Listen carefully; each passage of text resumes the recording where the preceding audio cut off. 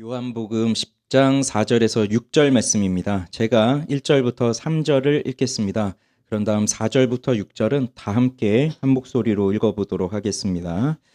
내가 진실로 진실로 너희에게 이르노니 문을 통하여 양의 우리에 들어가지 아니하고 다른 데로 넘어가는 자는 절도며 강도요 문으로 들어가는 이는 양의 목자라. 문지기는 그를 위하여 문을 열고 양은 그의 음성을 듣나니 그가 자기 양의 이름을 각각 불러 인도하여 내느니라. 다 함께. 자기 양을 다 내놓은 후에 앞서가면 양들이 그의 음성을 아는 고로 따라오되 타인의 음성은 알지 못하는 고로 타인을 따르지 아니하고 도리어 도망하느니라. 예수께서 이 비유로 그들에게 말씀하셨으나 그들은 그가 하신 말씀이 무엇인지 알지 못하니라. 아멘. 어린 시절에 즐겨보던 프로 중에 하나가 동물의 왕국인데요. 요즘이야 유튜브나 아이들도 다양하게 동물들을 이렇게 접할 기회들이 많이 있으니까 좋지만 저희 어릴 때만 하더라도 동물들을 접할 기회가 별로 없잖아요. 그래서 방송에서 나오는 텔레비전에서 나오는 동물의 왕국을 보면 참 신기하고 재미있기도 했어요. 그런데 어린 제 마음에 그래도 그 동물들 중에 저의 마음을 끄는 건 단연코 사자 같은 맹수였습니다. 사자가 먹잇감을 찾기 위해서 늠름하게 으르렁거리면서 다니고 싹 달려가서 먹잇감을 탁 사냥하는 모습이 너무나 멋져 보였어요. 그런데 그에 비해서 초식 동물들은 항상 먹이로 나오잖아요. 도망 다녀야 되고 쫓겨야 되고 그러니까 별로 멋있지도 않죠. 그래서 사자 같은 맹수들은 걸어 다닐 때부터 이렇게 늠름합니다. 어깨 쫙 펴고 이렇게 걸어 다녀요. 그렇지만 초식 동물들은 늘 언제 잡아먹힐지 몰라서 불안에 떨면서 늘 이렇게 신경에 예민하면서 그렇게 살고 있는데 그러면 그런 먹잇감들은 참 초라합니다. 보잘것없는 초라한 존재예요. 그런데 성경에서는 우리를 어떤 존재로 비유하고 있나요? 우리를 사자와 같은 존재로 비유하나요? 아니면 이런 양과 같은 초라한 초식동물과 같이 비유를 하나요? 우리는 양과 같다고 성경은 말하고 있습니다. 그런데 그 초식동물들 중에서도 그 동물의 왕국에 나오는 사자에게 쫓기는 얼룩말이나 가젤이나 이런 누나 이런 동물들 보면 달리기도 참 빠르고 잘 피해 다녀요. 그래서 사자가 늘 사냥에 성공하는 것만은 아니죠. 그런데 양은 그렇지가 않아요. 자기를 보호해 줄 만한 것도 없고 달리기도 느리고 눈도 안 좋고 하니까 정말 초라하죠. 그렇기 때문에 이런 양은 언제나 자신을 보호해 줄 목자, 보호해 줄 존재가 항상 필요합니다. 양이 밤늦게 혼자 집을 나서서 오늘은 내가 누굴 잡아먹나 하고 이렇게 딱 어깨 펴고 다니는 거 상상이 되십니까? 양은 그렇게 다닐 수가 없죠. 늘 누군가의 보호를 받으면서 살아야 되는데 그게 우리의 모습이라는 거죠. 하나님이 가장 어리석다고 생각하는 사람이 어떤 사람인지 아십니까? 누구의 도움 없이 혼자 잘 살 수 있다. 씩씩하게 난 잘 살 수 있다라고 생각하는 사람을 하나님은 가장 어리석다고 보십니다. 우리는요, 늘 누구의 도움이 필요해요. 그리고 하나님의 도움이 필요합니다. 하나님의 보호하심이 없으면 살 수 없습니다. 그래서 하나님의 도움이 없이는 살 수 없습니다라고 말하는 게 우리 신앙의 출발이에요. 우리 믿음의 출발선입니다. 그런데 이 마음이 들기까지 참 쉽지 않아요. 알면서도 하나님 의지하고 싶은 마음은 별로 없어요. 그렇지만 이 자리에 모인 우리는 모두가 다 그 고백을 하게 되기를 원하고요. 또 오늘도 어떻게 하나님의 도움을 받으며 살 수 있을지를 배우게 되는 시간이 되기를 바랍니다. 그래서 오늘은 우리가 지난주에 이어서 목양의 원리를 볼 겁니다. 지난주 목양의 도구를 봤죠? 오늘은 목양의 원리가 나오는데 자, 우선 요한복음 10장 앞부분은 예수님이 하신 비유의 말씀이에요. 그리고 읽어봤지만 이 비유의 내용이 그렇게 복잡하지 않습니다.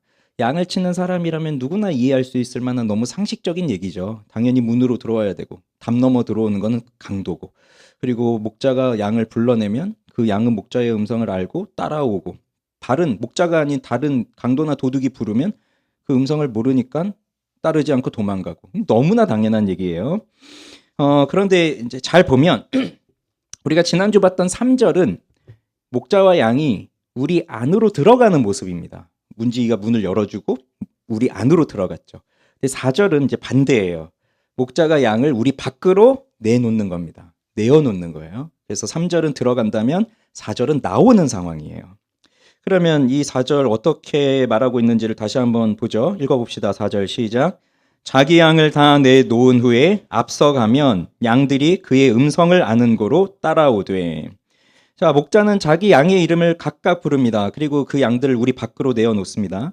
사실 양의 입장에서는 어디를 가는지를 모릅니다. 그렇지만 목자가 왜 지금 나를 부르는지 어디로 가는지를 다 이해할 수 없지만 목자가 내 이름을 불렀으니까 나왔어요. 그러나 기본적으로 이런 생각이 있습니다. 목자가 나를 죽이기에 하겠나? 나를 도살장으로 끌고 가겠나? 그런 건 아니라는 걸 알고 있기 때문에 목자를 따라가면 오늘도 맛있는 풀을 먹을 수 있겠구나. 쉴 만한 물가에 가서 쉴 수 있겠구나. 이것을 알고 있기 때문에 목자의 음성을 듣고 따라가는 겁니다. 그건 곧 목자는 양들을 사랑하고 양들은 목자를 신뢰하는 이 관계가 형성되어 있기 때문에 가능한 일이에요. 그런데 여기서 제가 말씀드리고 싶은 건 이겁니다. 목자가 양들을 데리고 가는데 그래서 그 양들을 나오게 했는데 자, 출발을 합니다. 그리고 길을 떠나죠. 그때에 목자가 어디에 서느냐, 목자의 자리가 어디냐, 그걸 말하고 싶은 거예요. 근데 오늘 본문에 뭐라고 나옵니까? 성경은 분명히 말하고 있습니다. 목자가 어디에 섰어요? 어디에? 앞서가면이라고 되어 있죠. 그러니까 목자는 양들 앞에서 간다는 얘기입니다. 그래서 목자의 자리는 뒤가 아니라 앞이에요. 앞. 네, 이걸 잘 기억하시기 바랍니다. 그럼 이것이 무엇을 가르쳐 주느냐? 이 목양의 원리는 모본의 원리라는 겁니다. 앞서 간다는 건, 앞에서 간다는 건 모본, 본을 보여준다는 얘기예요. 목자가. 한번 생각을 해보세요. 상상을 해보세요. 자, 목자가 가려고 하는 길은 양들이 가기를 원하는 길입니다. 그래서 목적지가 있어요. 푸른 풀밭, 풀이 많은 그 목적지, 목초지를 향해서 양들을 데리고 가는데 길이 두 개라고 해보세요. 이쪽 길은 사람이 혼자 가기엔 너무 편해. 그리고 빨리 갈 수 있어요. 그러나 양들이 뭐 수십 마리, 수백 마리, 수천 마리가 되는 양들은 여기를 오기가 좀 힘들어요. 반면에 또 다른 길은 사람이 가기엔 좀 불편하고 오래 걸려요. 그러나 양들이 오기에는 좋아요. 그러면 목자는 어느 길을 선택해서 올까요? 당연히 양들이 가기 좋은 길을 선택해서 목자가 갈 것 아닙니까? 나에겐 좀 힘들어도. 그게 목자의 길이죠. 그러면서 뭐 또 이럴 수도 있습니다. 뭐 양들이 갈 수도 없는 길을 뒤에 서서 빨리 가 하고 막 꼬챙이로 엉덩이를 막 찌르면서 빨리 가라고 하거나 그러지도 않는 거고요. 또 앞에서 막 가면서 너무 힘드니까 못 따라오는 양들을 보면서 왜 못 따라오냐고 막 혼내면서 그럴 바에 너희들은 국물도 없어 뭐 이렇게 하지는 않는다는 거죠. 아니면 목적지 너희 여기 갈 테니까 너희 알아서 와. 난 여기로 간다. 너희들 알아서 거기서 만나자. 이러지도 않아요. 목자는 항상 앞서서 간다는 얘기입니다. 어떤 길을? 양들이 갔으면 하는 그 길을. 이걸 잘 기억하십시오. 그러면 그러니까 양들이 우리잖아요. 우리가 가야 할 길을 목자는 보여주는 건데 앞서가면서 그 길을 누가 가장 잘 보여주셨습니까? 예수님이죠. 그래서 예수님은 우리가 가야 할 길을 앞서 가신 분이에요. 하나님이신 예수님이 왜 사람으로 오셨을까요? 물론 죄에 빠진 우리를 구원하시기 위해서 우리를 대신하여 십자가에서 죽으시기 위해서 사람으로 오셨습니다. 그런데 그것만이 아니에요. 또 다른 이유도 있어요. 바로 참 사람이라면 하나님 앞에서 어떻게 살아야 하는가를 보여주시기 위해서 오신 겁니다. 아담의 범죄 이후에 모든 사람은 다 죄에 빠졌어요. 그래서 죄책과 오염을 갖고 태어났으니 그 누구도 순전한 마음으로 지구지순의 사랑으로 하나님 한 분만을 사랑하며 살아간 사람이 없습니다. 물론 은혜를 받고 이제 하나님 뜻대로 살아야 되겠다라고 하면서 죄를 죽이며 은혜 가운데 사는 그 성화의 삶을 열심으로 살아가는 사람도 있지만 그러나 그 사람들도 다 부패한 본성을 갖고 있고 늘 죄에 넘어지고 쓰러지고 하는 사람들이에요. 그러니 태어나면서부터 죽을 때까지 하나님 한 분만 사랑하며 살아가는 사람의 모습을 우리는 사실 이 땅에서 볼 수가 없거든요. 그런데 예수님이 그 죄 없으신 예수님이 오셔서 언제나 하나님 아버지를 사랑하고 아버지의 뜻을 따르고 그 아버지의 뜻에 순종하기 위해서 무던히 애쓰며 살아가셨던 그 예수 그리스도의 삶을 보면서, 물론 그분에게도 유혹이 있습니다. 심지어 마귀가 와서 시험합니다. 그럼에도 불구하고 그는 넘어지지 아니하시고 온전히 아버지의 뜻을 따라 순종하며 살아가시고 그것이 기쁨이라고 하셨던 그 예수님의 삶을 보면서 우리는 깨닫습니다. 아, 이것이 하나님의 형상인 사람으로 살아가는 삶의 모습이구나. 이걸 깨닫는 거예요. 그래서 예수님은 오셔서, 야, 나는 너희들하고 차원이 다른 인간이야. 나는 신이고 너희는 인간이야. 그러니 내가 가는 길 너희는 올 수가 없어. 그냥 보기나 해. 그렇게 오신 것이 아니라 예수님은 늘 뭐라고 말씀하셨죠? 우리가 가야 할 길을 직접 가셔서 너희도 이렇게 살아라. 너희도 나를 본받으라. 이걸 가르쳐 주신 거예요. 그래서 예수님이 잡히시기 전에 제자들 발을 씻겨주시잖아요. 그때 뭐라고 말씀하셨습니까? 제자들한테 발을 씻겨주시고 나서 이렇게 말씀하십니다. 같이 한번 읽어볼까요? 내가 너희에게 행한 것 같이 너희도 행하게 하려 하여 본을 보였노라. 본을 보였노라.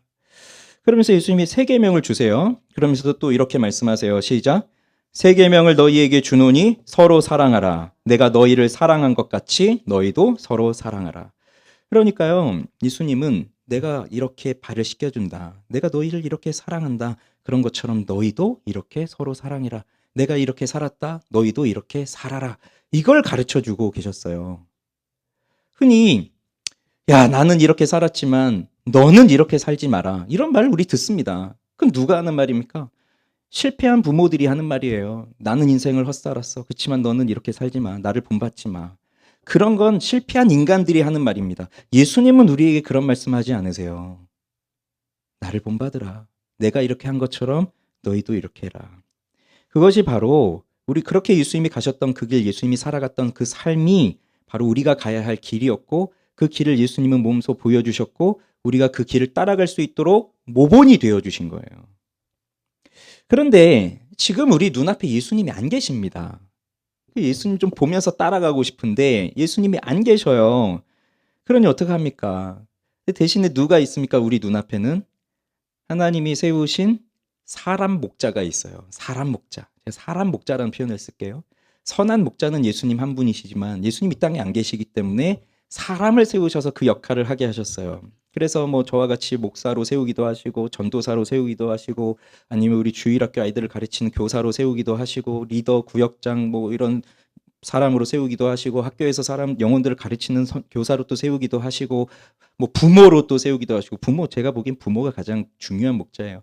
부모로 세우기도 하시고 그러면서 목자들을 세우셔서 그들을 통해서 내가 나에게 맡기신 이 영혼들이 갔으면 하는 길을 내가 몸소 앞서서 가도록 그 사람들을 세우셨고요. 그래서 그들은 다 모본이 된다는 얘기입니다. 모본, 목자는 모본이에요. 그러니 부모도 자녀의 모본이에요. 자녀 교육이 왜 안 됩니까? 부모가 제대로 안 사니까. 그걸 보면서 따라가는 거거든요. 그렇지만 우리가 기억해야 할 것이 있습니다.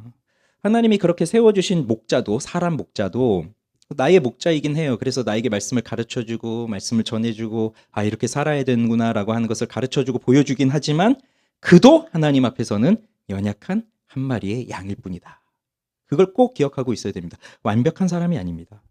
그래서 설교자가 여기 강단에 서서 설교를 해요. 제가 오늘도 여기 올라와서 제가 설교를 하고 있습니다. 그런데 제가 여기서 설교를 한다는 건 하나님이 저를 여기에 세워주셨기 때문에 하나님이 저를 여기에 불러주셨기 때문에 여기에 서 있는 것이지 여러분이 저를 여기에 세운 건 아니에요.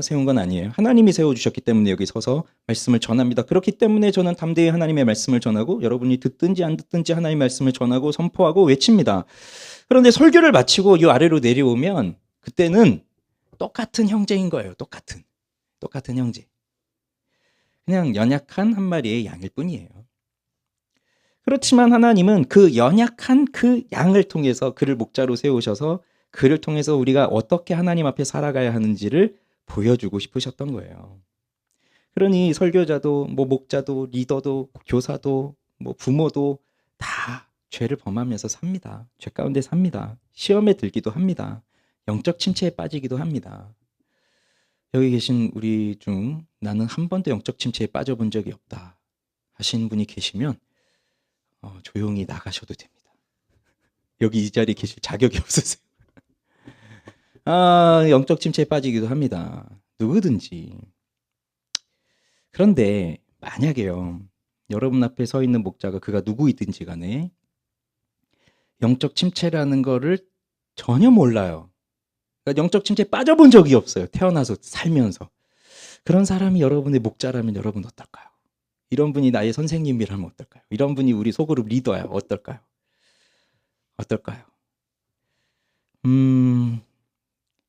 물론 매우 훌륭하게 살겠지만 그런 분이 우리 같은 사람을 이해를 해줄까요? 우리와 같은 사람들? 수시로 시험에 들고 수시로 죄에 빠지고 유혹에 빠지고 게으름에 떨어지고 회개했으면서도 또 개가 토한데 뒹굴듯이 또 똑같은 데 가서 또 뒹굴고 있고 이러고 사는 우리를 이해를 해줄까요? 공감을 해줄까요? 그러지 않을 거예요. 우리를 보면서 정죄할 거예요. 너희들 어떻게 이렇게도 못 사니? 이것도 못하니? 예전에 저희 담임 목사님이 워낙에 건강하신 분이에요. 그리고 뭐 열정도 뭐 넘쳐나시고 불꽃 같으시거든요. 제가 그분 앞에서 한번 그 물회를 이렇게 비비다 고추장 튈까봐 정말 살살 비볐거든요. 그랬더니 젓가락을 뺏어 가시면서 뭐하니? 뭘 하든 불꽃처럼 살아야지. 그러셨던 분인데 너무 열정이 뛰어나시다 보니까 이 교역자가 새벽 기도를 안 나오면 바로 전화를 하시는 거예요. 왜 안 나오냐고. 당장 나오라고. 근데 이제 너무 아프고 힘드니까 못 나오는 거잖아요. 그래서 너무 아픕니다. 근데 뭐 애누리가 없어요. 당장 나와. 툭 끊으시는 거예요. 그럼 이제 어쩔 수 없잖아요. 나오잖아요. 그럼 이제 하시는 말씀이 나왔네. 안 죽었네. 나올 수 있으면서 왜 안 나왔어? 교역자가 새벽 기도 나와야지. 기도해야지. 이러신 거예요. 그러니 몸이 아프다, 뭐 좀 힘들다 하는 거를 이건 다 정신의 문제다. 이 정신이 약해서 그런 거다. 그렇게 이제 생각하시고 뭐 봐주는 게 없었어요. 뭐 빠지는 거를. 근데 이제 연세가 좀 드시면서 뭐 여기저기 몸이 이제 아프기 시작하신 거예요. 본인이. 그랬더니 이제 그때 고백하시더라고요. 이제 좀 이해가 된다고. 사람들이 왜 아파서 못 나오는지. 육신이 연약한 자들을 공감하기 시작하신 거예요. 그러면서 자비로워지셨어요. 긍휼이 넘쳐나셨어요. 그럴 수도 있구나. 그러니 보세요. 우리가 정말 죄를 한 번도 안 짓고 그냥 하나님 앞에서 늘 그렇게 살아간다면 죄 짓는 사람 이해를 하겠어요? 왜 저렇게 사나는지 그렇게 보겠죠. 그렇지만 죄를 범합니다. 때론 넘어집니다. 쓰러집니다. 시험에 듭니다. 그런데 거기서 그냥 넘어져 있는 게 아니라 그 속에서 하나님 앞에 처절하게 회개하고 하나님의 은혜를 구하고 다시 한번 나에게 구원의 은혜를 주시고 회복시켜 주시는 은혜를 구하면서 근데 이런 모습, 나는 이렇게밖에 살 수 없구나라는 자신의 모습을 또 보면서 후회하면서 한탄하면서 하나님의 은혜를 더더욱 구하게 되거든요. 그러면서 뭘 경험하냐면 이런 나와 같은 사람을 하나님이 사랑하시는구나. 내가 뭔가 자격이 있고 뛰어나고 완벽해서 하나님이 사랑하시는 게 아니라 정말 자격 없고 부족하고 형편없는 나와 같은 인간을 하나님이 사랑하시는구나. 그걸 깨달아요. 그러니까 이걸 깨닫게 되니까요. 자, 다윗도 보세요. 다윗이 완벽한 사람이었습니까? 다윗은 절대 완벽한 사람이 아닙니다. 다윗은 밧세바를 범하고 불륜을 저질렀잖아요. 그리고 그 남편을 죽음으로 내몰았어요. 불륜과 살인. 이런 엄청난 죄를 저질렀지만 하나님은 다윗을 크게 쓰셨거든요. 그 이유가 뭔지 아십니까? 다윗은 죄를 범하였지만 하나님 앞에 회개한 사람입니다. 그래서 그가 마음 깊이 하나님 앞에 회개하니까 시편 51편에 보면 내게 주님의 구원의 즐거움을 회복시켜 주십시오. 그리하면 내가 범죄자에게 주의 도를 가르치겠나이다. 그러면 그들이 주께로 돌아오겠습니다. 이 고백을 합니다. 무슨 말입니까? 내가 지금 죄를 범하였지만 하나님이 나를 용서하신다면 또 내가 이렇게 하나님의 말씀을 가르치면 나와 같이 이렇게 죄에 빠졌던 사람들이 지금 내가 경험하고 있는 하나님의 구원의 감격을 그들도 경험할 것이며 그러니 죄인들도 하나님 앞에 돌아오게 될 것이라고 하는 것을 나를 보면서 용기를 받을 것이고 나를 보면서 알게 될 것이니 죄인들이 돌아올 겁니다. 그러니 나를 용서해 주십시오 하는 거예요. 그래서 하나님은 연약한 사람들을 세우셔서 말씀을 가르치게 하세요. 전하시는 거예요. 그래서 연약한 사람 목자를 세우셔서 우리 앞에 세우셔서 하나님의 놀라운 은혜를 가르쳐 주시는 겁니다. 그게 하나님의 섭리의 손길이요, 하나님의 은혜의 손길이에요. 선하신 은혜의 손길이에요. 그러면서 우리는 그 사람을 보는 게 아니라 그 사람을 세우신 하나님을 보는 겁니다. 그래서 우리는 그 사람을 의지하는 것이 아니라 하나님을 의지하는 겁니다. 그렇지만 목자로 부름받은 사람은 이걸 너무나 당연하게 생각하면 안 돼요. 이걸 당연하게 생각하면 뭐 나도 죄 지을 수 있는 인간이야, 나도 연약한 인간일 뿐이야 하고 자기 죄를 정당화한다고요. 합리화시킨다고요. 그렇지만 이걸 당연하게 여기면 안 됩니다. 그래서 이것을 당연하게 핑계로 삼지 말고 하나님께서 이 목자의 자리에 세우셨다는 것은 그에게 더 높은 수준의 경건의 삶을 살라고 요구하고 계신 거예요. 그러니 뭐 나도 한 마리의 양이야, 나도 죄 지을 수 있어, 너희들이 나를 이해해, 이렇게 할 수는 없다는 얘기입니다. 그래서 때로 목회자들이 죄를 범하거나 하면 아마 여러분들 다 그런 생각 하실 수도 있는데, 왜 목회자가 저렇게 죄를 지었는데 왜 벌을 저거밖에 안 받지? 뭐 이런 생각 하실 거예요. 그런데 사람이 볼 때는 왜 저렇게밖에 벌을 안 받지? 이렇게 생각하실지 몰라도 그 목회자는 하나님이 따로 처리하십니다. 하나님이 심판하세요. 정말 무섭도록. 그러니까 그런 걱정하지 않으셔도 돼요. 그래서 하나님께서 부르신 사람들은 정말 거룩하게 살기를 원하세요. 그래서 마틴 로이 존스 같은 분은 목회자는 정말 비상아리만치 경건해야 된다. 그러니까 일반 사람들하고는 달라야 된다는 걸 얘기해요. 정말 경건해야 된다. 거룩하게 살아야 된다. 그런 겁니다. 그런데 다시 좀 생각을 해보세요. 하나님이 목자를 세우시는데 목사이든 전도사이든 교사이든 구역장이든 리더든 뭐 부모이든 이렇게 세우세요. 그러면서 그가 그 양떼들이 가야 할 그 길을 앞에 서서 가게 하시는데 그가 그 앞에서 간다는 건 무엇을 뜻할까요? 그 길을 앞장서서 간다는 건 무엇을 뜻할까요? 저 사람들이 가야 할 그 길을 나는 이미 갔다는 겁니다. 난 이미 그것을 경험했다는 거예요. 그게 뭐죠? 하나님의 은혜를 이미 누려본 사람입니다.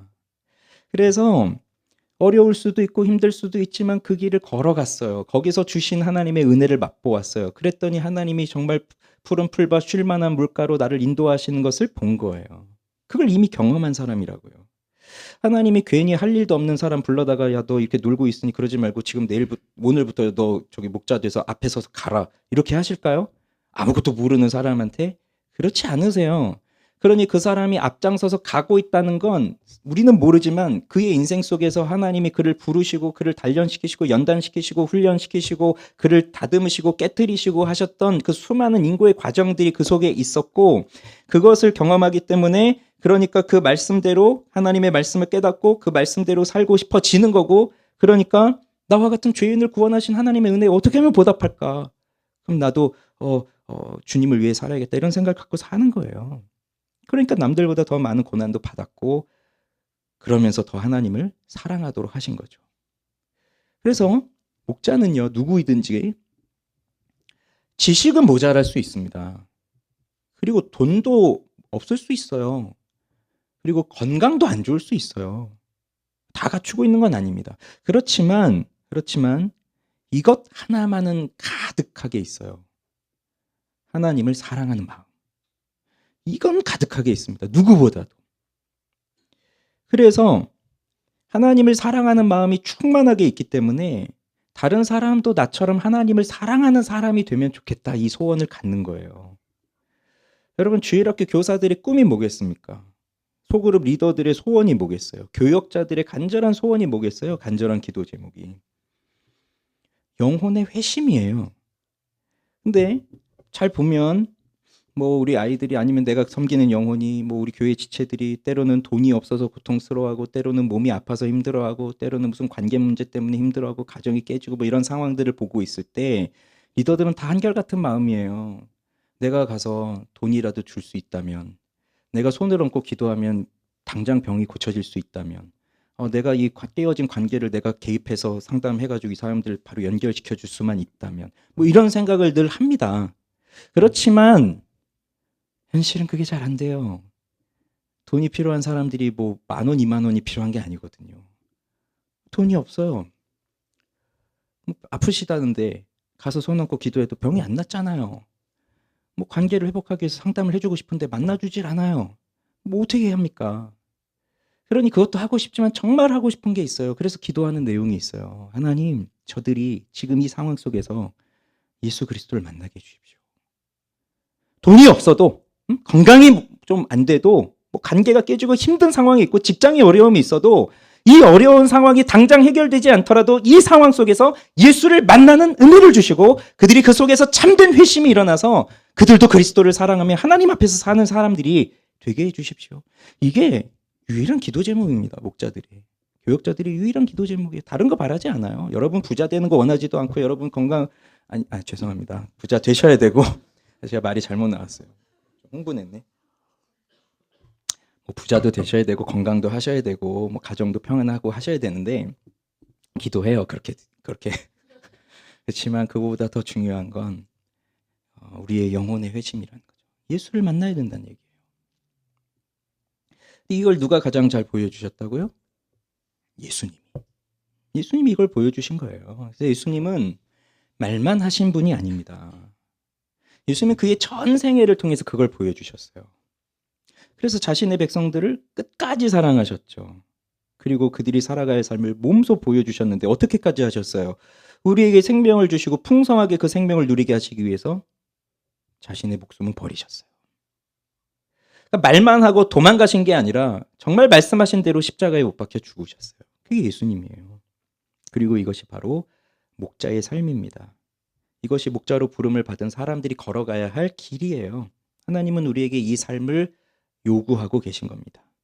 그러니 말로만 가르치는 것이 아니라 말로만 사랑하는 것이 아니라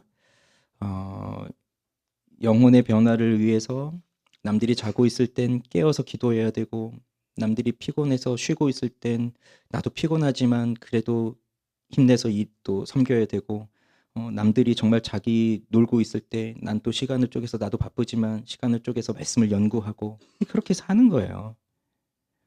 이 사꾼 목자 몇 주 후에 사꾼 목자가 나올 겁니다. 사꾼 목자는 근데 이게 안 되는 사람입니다. 이 사람은 뭐 하는 거냐면 말만 잘해요. 말만. 지난주에 목양의 관계는 뭐라고 했습니까? 기억나세요? 목자는 큰일 났네. 목자는 말하고 양은 듣는 관계라고 했잖아요. 그러니까 이제 목자는 말을 잘해야 되는구나. 말만 잘하는 사람들이 있어요. 말만 잘하는. 이게 사꾼이라고요. 말만 잘합니다. 근데 자기가 말한 대로 살지는 않아요. 말은 잘하는데 어차피 나도 못 살아. 이러고 끝나버리면 그게 뭡니까? 이게 사꾼이에요. 근데 진짜 목자는 그렇지 않아요. 자기가 말하고 가르치고 그것대로 사는 거예요. 완벽하게 살 수 없어요. 자기가 말한 대로 어떻게 완벽하게 삽니까? 그렇지만 그렇게 살기 위해서 몸부림치는 사람이에요. 그게 우리 눈엔 보여요. 저 사람이 몸부림치고 있구나. 정말 애쓰고 있구나. 이게 보여요. 그래서 목양의 관계가 이 말하고 듣는 관계, 가르치고 배우는 관계가 이루어지려면 목자는 말한 대로 살아야 되고 그래서 삶의 모본을 보여주어야 되고 그런 다음에 우리는 우리의 모본이 되시는 그리스도 예수를 따라가야 되는 겁니다. 그분이 사셨던 삶을 우리도 살아가고 그분이 지금 이 땅에 계신다면 이 땅에서 그분이 하실 그 일을 내가 지금 그 일을 하면서 살아가는 겁니다. 근데 나는 목자로 부르지 않으셨네요. 다행입니다. 전 괜찮습니다. 혹시 이런 생각을 하시는 분들이 있으십니까? 그런데 이건 우리가 그리스도를 만난 양이라고 한다면 그분의 양떼라고 한다면 우린 마땅히 해야 할 일이에요. 마땅히. 그리스도인들, 모든 그리스도인들이 해야 되는 일입니다. 우린 그렇게 살아야 됩니다. 그리스도를 닮아가는 삶을. 그렇게 사는 우리가 되기를 바랍니다. 두 번째 원리를 얘기하기 전에 우리 이지옥 기자님 저 히터 좀 꺼주시겠어요? 네, 감사합니다. 두 번째는 그 다음으로 볼 수 있는 것이 질서의 원리입니다. 질서의 원리. 그래서 4절, 5절까지 다시 한번 읽어보겠습니다. 시작. 자기 양을 다 내놓은 후에 앞서가면 양들이 그의 음성을 아는 고로 따라오되 타인의 음성은 알지 못하는 고로 타인을 따르지 아니하고 도리어 도망하느니라. 자, 목자의 자리는 어디라고 했죠? 앞이라고 했습니다. 그럼 양들의 자리는 어디인가요? 오늘 본문 여기서 나옵니다. 양의 자리는 목자의 뒤에서 목자를 따라가는 것입니다. 이게 목자의 자리, 양의 자리예요. 목자는 앞에서, 양은 뒤에서 따라가는 겁니다. 목자가 자기 양을 다 내어 놓아요. 뭐 10마리, 100마리, 뭐 1000마리, 수천 마리 이렇게 다 내오면 그렇게 해서 나오면 뭐 100마리, 1000마리만 해도 그 나오는데 시간이 꽤 걸릴 것 아닙니까? 그러면 이제 나왔어요. 양들이 나오고 있습니다. 그러면 목자가 자, 이제 출발하자라고 말을 하기 전까지 양들은 뭘 할까요? 기다리는 겁니다. 기다리는 거예요. 기다리다가 목자가 소리를 내서 자, 우리 출발하자 하고 소리를 내면 그리고 목자가 앞서가면 그 소리를 듣고 목자를 따라가는 거예요. 이런 모습이에요. 그런데 왜 저한테는 이런 모습보다는 왜 이런 모습이 상상이 되는지 모르겠어요. 양들을 다 이렇게 내놓고 한 명을 이렇게 내놓고 있는데 거기 먼저 나간 양들이 왜 이렇게 오래 걸려? 빨리 가야지. 쟤는 왜 아직도 안 나고 저러고 있는 거야? 목자는 왜 이러고 있는 거야? 나는 여기로 가고 싶어. 나 먼저 갈래. 니들 알아서 와. 그래도 저 안에 있는 애들은 왜 쟤네부터 먼저 내보내고 우리는 이렇게 뒤에 내보내? 막 이런 소리들만 들리는지 모르겠어요. 그런데 목양의 원리에서 양은 기다립니다. 조용히 기다립니다. 목자의 음성이 있을 때까지. 그리고 이것이 바로 질서의 모습을 나타내 주는 거예요. 그리고 이것이 예수님께서 바라시는 교회의 모습입니다. 교회는 질서가 있어요. 그리스도께서 교회의 질서를 세우셨어요. 우리가 나중에 교회의 질서에 대해서도 설교할 겁니다. 그리고 사랑에도 질서가 있어요. 여러분 잘 아시는 고린도전서 13장 같은 데 보면 사랑을 어떻게 하라고 나옵니까? 사랑은 무례히 행치 않는다 나와요. 사랑은 무례히 행하지 않는다. 자기의 유익을 구하지 않는다. 그래서 사랑엔 질서가 있어요. 가정에도 다 질서가 있잖아요. 문제가 생기는 건 나도 이 사람을 사랑하는데 내 방식대로 하는 거예요. 질서를 떠나서 그냥 내 방식대로. 나는 이런 사랑을 원하니까 넌 이렇게 받아 뭐 이런 식으로. 난 이걸 원하니까 넌 이렇게 해 이런 식으로. 그러나 어디든 질서가 다 있어서 그 질서 안에서 무례히 행하지 않으면서 자기 유익을 구하지 않으면서 성내지 않으면서 그렇게 이루어지는 게 사랑이에요. 그러니까 질서가 중요하고 그래서 교회도 질서가 중요한데 그러면 이 질서를 어떻게 정하고 어떻게 유지하느냐 이게 관건이죠. 군대만큼 질서가 중요한 곳이 있을까요? 그럼 이 군대는 그 질서를 어떻게 세울까요? 뭐 군대 갔다 오신 분도 있고 아닌 분도 계시지만 그냥 우리가 상식적으로 생각해 보면 자, 한 지휘관이 와서 병사들을 이끄는데 명령을 하는데 뭐 제대로 안 움직여요. 그럼 뭐라고 합니까? 이런 군기가 빠졌군. 다 집합하고 뭐 얼차례를 주고 막 기합을 주고 하는 거 아닙니까? 그럼 이제 사람들이 이제 좀 눈빛도 달라지고 하면서 말하면 바로바로 따라오고 하죠. 뭘로 이루어지는 겁니까? 명령, 복종, 강압이에요. 그렇게 이루어지고 뭐 어떤 데는 어떤 교회는 뭐 이런 데도 있다고 하더라고요. 벌금을 걷는데요. 그래서 예배에 지각하면 뭐 예배 지각했으니까 뭐 2만 원씩 벌금. 우리 교회도 좀 해볼까요? 많이 거칠 것 같은데. 벌금 내기 전에 빨리 정신 차리시고. 그렇지만 벌금을 낸다고 해서 사람이 바뀌겠어요? 벌금 이제 제도 딱 끝나면 이제 다시 또 옛날로 돌아갑니다. 그러니 뭐 강압이든 뭐 명령이든 복종이든 뭐 벌이든 뭐 보상이든 이런 걸로 질서를 잡아가지만 교회의 질서는 그렇지가 않아요. 교회의 질서는 뭐 잘못했다고 제가 옥상으로 다 집합시켜가지고 거기서 축구장 뺑뺑이 돌리고 뭐 그런다고 뭐 우리가 바뀌겠습니까? 그런 식으로 질서를 잡는 게 아닙니다. 그럼 어떻게 해야 될까요? 교회의 질서는 항상 인격적이에요. 우리 지난주도 보았지만 인격적. 근데 그 인격적 관계가 어떻게 이루어지느냐? 어떻게 이루어질까요? 이 오늘 본문에 있는 말이에요. 어떻게 해요? 양들이 왜 목자를 따라가죠? 무엇 때문이라고 하죠? 그의 음성을 알기 때문에. 그러면 타인이 와서 부르면 왜 따라가지 않고 왜 도망가죠? 타인의 음성을 알지 못하기 때문에. 이겁니다. 그래서 질서의 핵심은 아는 것에 있어요. 아는 것에. 목자의 음성을 아는 것. 그러면 목자의 음성을 어떻게 알게 되었나요? 경험을 통해서 알게 된 겁니다. 이 양들이 경험을 통해서 알게 된 거예요. 목자가 불러요. 그래서 따라가 보았더니 풀밭이 있네. 쉴만한 물가가 있네. 사망의 음침한 골짜기를 지나는 것 같았는데 그래도 목자가 나를 보호해 주네. 조쳐주네. 빈잔을 채워주네. 이런 것들을 경험하니까 그 경험이 쌓이고 쌓여서 그 목자의 소리를 기다리고 그 목자의 소리를 따라가게 되어 있는 거예요. 그러면 이제 우리에게 질문해 봅시다. 스스로에게 질문해 보세요. 나의 목자는 누구이십니까? 그럼 선한 목자는 예수 그리스도입니다라고 답하시겠죠. 그러면 나는 그분의 음성을 알고 있습니까? 그분의 음성을 듣고 있습니까? 그리고 그 말씀대로 따라가고 있습니까? 조정민 목사님 말씀 한번 듣다가 이런 얘기 하시던데 사람이 가는 길, 큰 길이 두 개가 있다고, 대로가 두 개가 있다고. 말씀대로, 내 뜻대로. 제가 한 말 아닙니다. 썰렁하다고 뭐라 하지 마시고. 말씀대로 그 대로로 갈 거냐, 내 뜻대로 대로로 갈 거냐, 어디로 갈 거냐. 말씀대로 가야죠, 말씀대로. 그러면 예수님의 음성을 어떻게 들으셨어요? 그분이 내 귀에 대고 소리를 내주셨나요? 사랑하는 아들아, 딸아. 목소리는 무슨 음색이었어요? 차인표? 목회자를 통해서 전해지는 하나님의 말씀을 통해서 듣는 겁니다.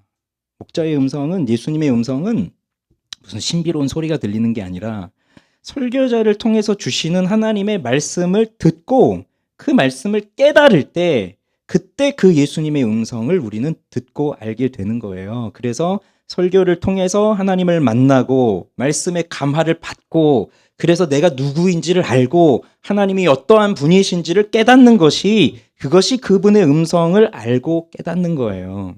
그래서 교회에는 항상 말씀의 부흥이 있어야 됩니다. 다른 것보다 말씀의 부흥이 있어야 돼요.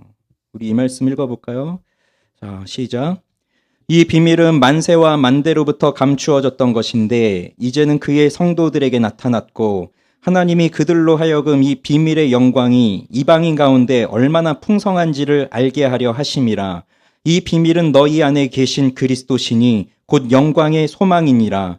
우리가 그를 전파하여 각 사람을 권하고 모든 지혜로 각 사람을 가르침은 각 사람을 그리스도 안에서 완전한 자로 세우려 함이니 이를 위하여 나도 내 속에서 능력으로 역사하시는 이의 역사를 따라 힘을 다하여 수고하노라. 자, 어디서 많이 보셨죠? 우리 주보에 있는 말씀이고 우리 교회 들어올 때 입구에 있는 말씀입니다. 바울의 고백이지만 이건 또 우리 교회의 고백입니다. 이 교회에 적은 수가 보인다 하더라도 이 강단에서 하나님의 말씀이 선포되는 한 이 말씀이 끊어지지 않고 이 강단이 마지막 파수대와 같은 심정으로 마지막까지 그 한 사람이라도 하나님의 말씀을 들을 수 있도록 그 말씀을 외치고 가르치고 전파하는 교회. 그래서 이방인들에게는 아직 감추어져 있는 이 그리스도의 비밀이 우리에겐 알려졌고 그 비밀은 곧 우리의 영광의 소망 그리스도 예수시니 그분을 말하고 가르치는 것, 이 우리가 해야 할 일이에요. 그러니 우리는 우리를 향하신 하나님의 뜻을 전부 다 알 수 없고 오늘도 이 하루를 살아봐야 하나님의 뜻은 이러하였구나라는 것을 깨닫는 우리이고 천국에 가도 우리는 그때에도 영원히 하나님의 모든 것을 알 수 없는 우리이니 하나님은 그만큼 크고 무한하신 분이기 때문에 그렇죠. 그렇지만 우리가 하나님의 모든 것을 다 알 수 없다고 하여도 심지어 내 인생에서 일어나는 일이 왜 이런 것인지를 알 수 없다 하여도 우리가 분명하게 알고 있는 사실 하나가 있습니다. 바로 내가 예수님의 손에 못 박은 죄인이며 그 예수님이 그러함에도 나를 위해 십자가에 못 박혀 죽으셨다고 하는 사실. 그래서 나는 예수님이 십자가에서 죽으시고 부활하심으로써 나는 예수님으로 말미암아 구원받았다고 하는 이 사실을 우리는 알고 있어요. 다른 건 몰라도 이건 알고 있다고요. 이건 분명한 사실로 알고 있어요. 그리고 믿고 있어요. 그런데 이 사실을 믿는다면 우린 예수님을 사랑하게 됩니다. 그렇지만 이것을 아직도 모르고 아직도 이해를 못했고 아직도 깨닫지 못했고 아직도 믿지를 못하고 있다면 우리는 예수님께 관심이 없어요. 교회를 나와도 예수님한테는 관심이 없어요. 교회를 나와도 다른 데 관심이 있어요. 그러니 예수님이 뭘 하셨는지도 몰라요. 나를 위해서 뭘 하셨는지도 모르고 예수님이 누군지도 몰라요. 그래서 요즘 시대가 어떤 시대입니까? 크리스마스가 오는데 성탄절이 오는데 요즘 사람들은 우리가 정말 상상할 수 없을 정도로 성탄절을 몰라요. 크리스마스가 무슨 날인지 몰라요. 예수님과 전혀 크리스마스 하면서 예수님을 떠올리는 사람들은 거의 없어요. 이제 오늘날에 우리 아이들을 보면. 그냥 크리스마스는 뭐 산타 할아버지가 오는 날, 선물 주는 날, 서로 선물 주고 받는 날, 뭐 연인들이 데이트하는 날 이렇게 알고 있는 거죠. 심지어 교회에서도 막 산타를 막 하고 막 그런단 말이죠. 예수님 얘기는 안 하고. 그러니 그렇게 된다면 우리도 이 시대 사람들처럼 교회는 다니지만 예수님 누군지도 모르고 예수님 뭘 하는지도 모르고 예수님 왜 오셨는지도 모르고 그러고 사는 거예요. 그냥 우리끼리 좋아서. 그런데 이젠 아니라고요. 우리가 예수를 알아요. 예수님 날 위해 죽으시고 부활하셨다는 걸 알아요. 그래서 내가 구원받았다는 걸 알아요. 그러면 예수님이 하신 일을 믿고 그분이 나를 얼마나 사랑하시는지를 알게 되었으니 나도 그 예수님을 본받고 살고 싶습니다. 그리고 예수님을 사랑하고 싶습니다. 그런데 문제가 있어요. 이렇게 살고 싶은데 안 되는 거예요. 이렇게 살고 싶은데 안 되는 나를 자꾸 보는 거예요. 그래서 우리 지난 금요일에 엊그제 금요 기도회 때 보았던 것처럼 그 느헤미야 13장에 그게 너무 잘 나오잖아요. 이 공동체가 말씀의 부흥을 경험했습니다. 근데 또 가서 또 죄를 짓거든요. 근데 이 죄를 뭐 어디 없던 죄를 새로 창조해가지고 새로운 죄를 기발하게 만들어서 짓는 게 아니에요. 자기들이 했던 죄를 또 짓는 거고요. 자기들이 회개했던 걸 또 짓고 있어요. 우리가 그래요. 우리 새로운 죄 짓지 않아요. 우리 그렇게 창조적이지 않아요. 창의적이지 않아요. 우린 늘 내가 하던 거, 내가 하던 짓, 거기에 죄를 짓습니다. 그게 우리라고요. 우리도 살면서 그런 경험 얼마나 많이 합니까? 그러면서 그렇게 죄에 빠진 나를 보면서 실망하지만 그러나 우리는 여기서 그 예수님의 십자가 구원의 은혜를 알고 있다면 여기서 우리는 더 간절히 하나님의 은혜를 구합니다. 내가 이런 사람이지만 하나님 은혜를 주십시오. 말씀을 깨닫게 해주십시오. 은혜를 주십시오. 그래서 우리에게 필요한 태도는 하나님 말씀하세요. 저는 듣겠습니다. 이겁니다. 하나님 말씀하세요. 저는 듣겠습니다. 그래서 신앙의 출발은 조용히 하나님의 말씀을 듣는 것이에요. 그리고 그리스도인들의 의무는 하나님의 말씀을 잘 듣는 것이에요. 그런데 우리는 성향상 듣는 것보다 말하는 걸 더 좋아합니다. 말하기를 더 좋아해요. 내 얘기를 자꾸 하려고 하죠. 그래서 야고보 사도 뭐라고 가르쳐줘요? 자, 우리 읽어봅시다. 시작. 내 사랑하는 형제들아 너희가 알지니 사람마다 듣기는 속히 하고 말하기는 더디하며 성내기도 더디하라. 듣는 역할을 하는 귀는 두 개고 말하는 역할을 하는 입은 하는데 여러분 입은 매우 바빠요. 말해야 되니까 바쁘고 또 음식을 먹어야 되니까 바쁘고 코가 막히면 입으로 숨이라도 쉬어야 돼요. 그 다음에 또 예쁘게 보이려면 입에다 화장도 해야 되죠. 입은 쉬지 않아요. 늘 바빠요. 근데 귀는요. 가만히 있잖아요. 가만히 있어요. 움직이지도 못해요. 우리 귀 움직일 수도 없잖아요. 가만히 있는 거예요. 그래서 귀는 두 개, 입은 하나로 창조하신 게 듣기에 비해서 말하는 거 입이 하나니까 그냥 절반으로 줄여라. 근데 이제 생각해 보세요. 여러분 말하는 거하고 듣는 것이 동시에 이루어질 수 있을까요? 내가 말하는 것과 함께 듣는다. 이게 이루어질까요? 이거 안 돼요. 내가 말하는 순간에는 뭐가 들립니까? 내가 말하는 순간엔 내 소리가 들립니다. 다른 사람의 소리가 들리지 않아요. 다른 사람의 소리가 들릴 땐 내가 입을 닫고 가만히 있는 거예요. 근데 우린 자꾸 내가 입을 벌려서 내가 말을 하려고 하거든요. 그건 다른 사람의 얘기를 듣지 않겠다는 얘기예요. 근데 이것이 하나님 앞에서 만약에 이런 태도로 간다면 그거 뭡니까? 하나님 앞에 자꾸 내 얘기를 하는 거예요. 하나님, 전 이러해야 됩니다. 하나님이 정말 저를 사랑하신다면 이렇게 해주셔야 되잖아요.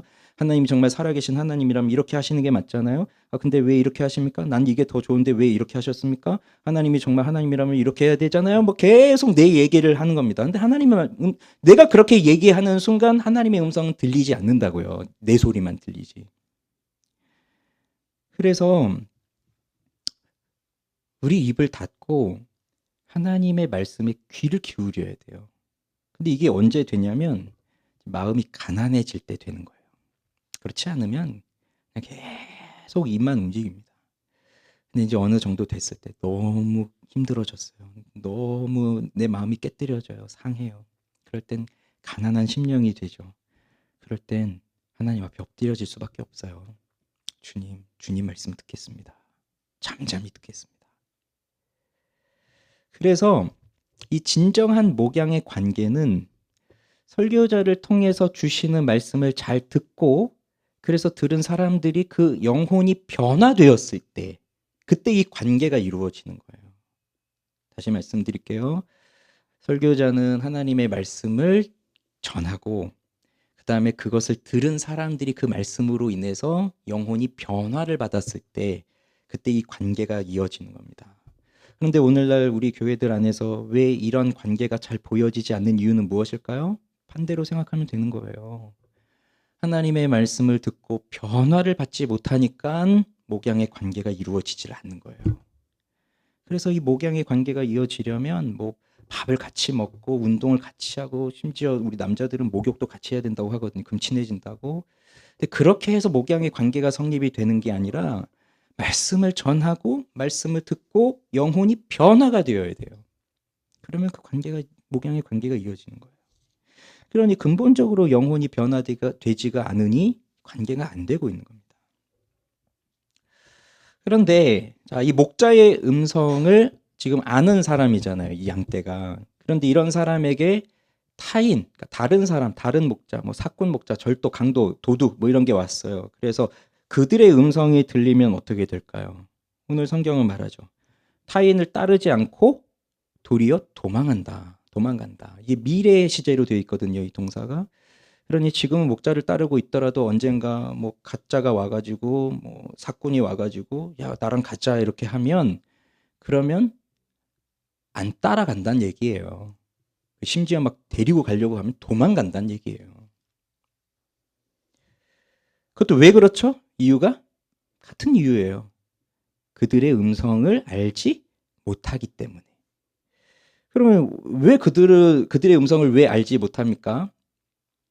그 아이들이 엄마 목소리하고 옆집 아줌마 목소리하고를 비교하면서 이걸 비교 연구 분석해서 한 1년 동안 연구해 보니, 아, 이건 엄마 목소리고 이건 옆집 아줌마 목소리다, 이렇게 합니까? 아니죠.